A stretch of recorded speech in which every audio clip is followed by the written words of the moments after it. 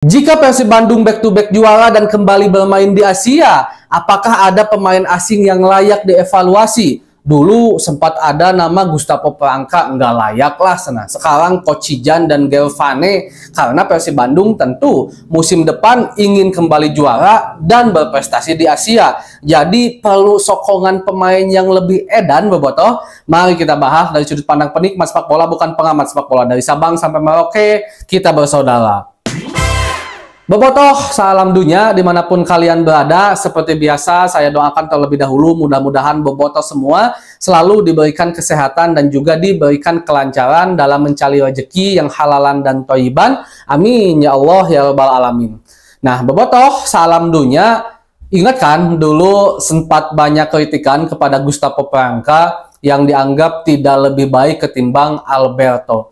Posturnya, kokohnya, dedegan awakna tidak sebaik Alberto waktu itu. Tapi harus kita juga akui kalau Gustavo Poranca kesini sedikit demi sedikit terus memperlihatkan kualitasnya. Walaupun memang kadang-kadang ada up-down-nya, tapi harus kita akui peningkatan itu ada. Bahkan banyak menuai pujian saat laga melawan Borneo kemarin, pembacaan yang sangat luar biasa dari Gustavo Poranca. Gini bobotoh, saya itu ngalamin main bola gitu kan, walaupun tidak ke tahap profesional yang lebih tinggi gitu. Kalau dulu kan Liga Nusantara, kalau sekarang Liga 3 ya. Dan posisi saya itu center back. Saat Gustavo Poranca lari ke belakang Kevin Ray Mendoza, padahal waktu itu Peralta masih berusaha melewati pemain Persib Bandung, intinya Encan Najong gitu kan. Itu saya udah gitu Bapak. Jadi udah ngelihat bahwa ada cara pembacaan permainan yang luar biasa dari Gustavo Poranca. Pasti Poranca belajar dari dua hal. Yang pertama, hal posisi Kevin Ray Mendoza, yang dimana beberapa kali bisa dibilang mungkin keluar dari pengamatannya atau lebih cenderung ke depan, opposition gitu kan dari Kevin Ray Mendoza ini. Sehingga dua kali kebobolan dari tendangan yang sama, bahkan hampir kebobolan dari tendangan jarak jauh. Dan banyaklah di sini mulai bobotoh yang agak sedikit membanding-bandingkan, karena memang beberapa kali Kevin pernah kemasukan gol-gol seperti ini. Dan yang kedua, Teja Paku Alam sering sekali melakukan penyelamatan-penyelamatan dari tendangan-tendangan seperti ini. Dari situ mungkin Gustavo Poranca belajar, oh iya Kevin sok ada maju wae euy. Bahaya ya, lamun seandainya kembali terjadi gol yang kedua.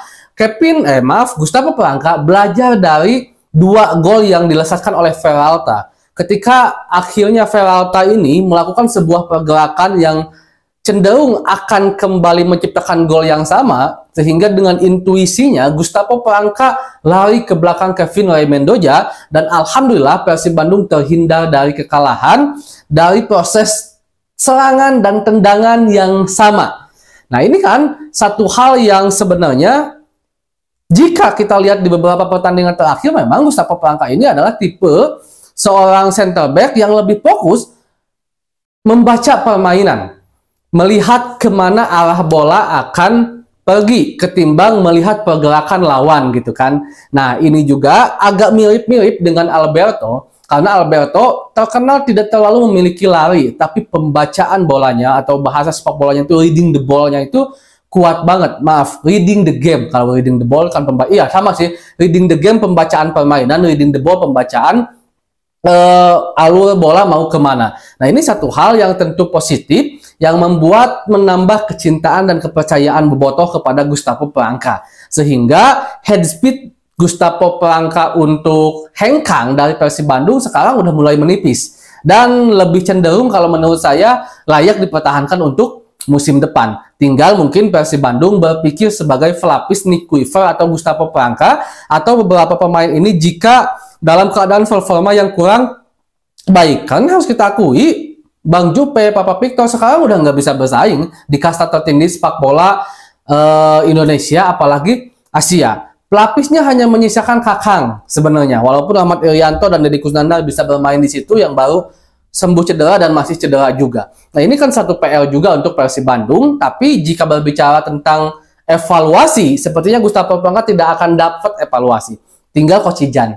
Itu yang mungkin menurut saya akan dievaluasi. Nah, kalau Gelvane sebenarnya Gervane ini memiliki boga pirit, bobotoh lah kasar nama. Bahkan Bojan Hodak juga mengatakan beberapa kali permainan Gervane itu bagus, tapi tidak cocok bermain di Liga Indonesia. Dia tipe permainan Eropa, karena sebelumnya kan bermain di Eropa, di Belanda juga, satu tim sama Eliano Ranger gitu kan.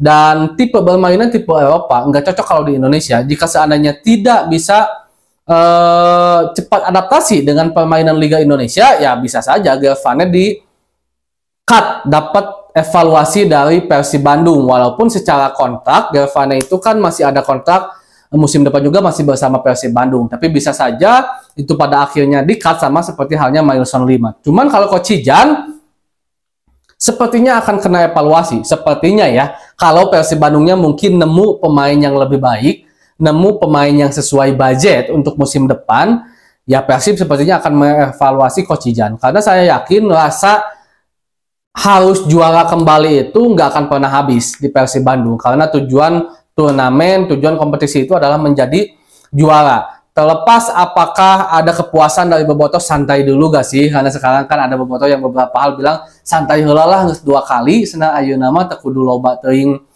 juara, fokus regenerasi. Tapi saya yakin Persib Bandung akan terus berusaha mendapatkan gelar juara, karena tidak ada salahnya.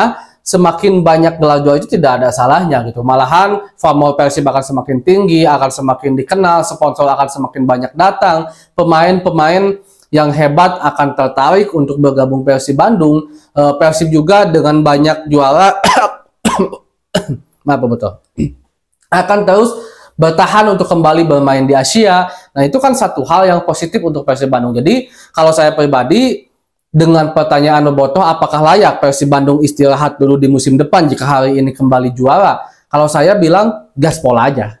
Gaspol aja terus agar kita kembali juara. Nah, itu mungkin bobotoh, obrolan kita tentang pemain Persib Bandung yang kemungkinan bisa saja kena cut untuk musim depan, khususnya pemain asing. Kalau untuk pemain lokal sepertinya akan banyak juga, karena di sepanjang musim ini sudah beberapa kali, bukan sekali 2 kali, Bojan Hodak mengatakan kalau para pemain pelapis Persib Bandung ini kurang memuaskan Coach Bojan. Tidak jarang ketika memasukkan para pemain cadangan, Persib justru malah turun drop permainannya.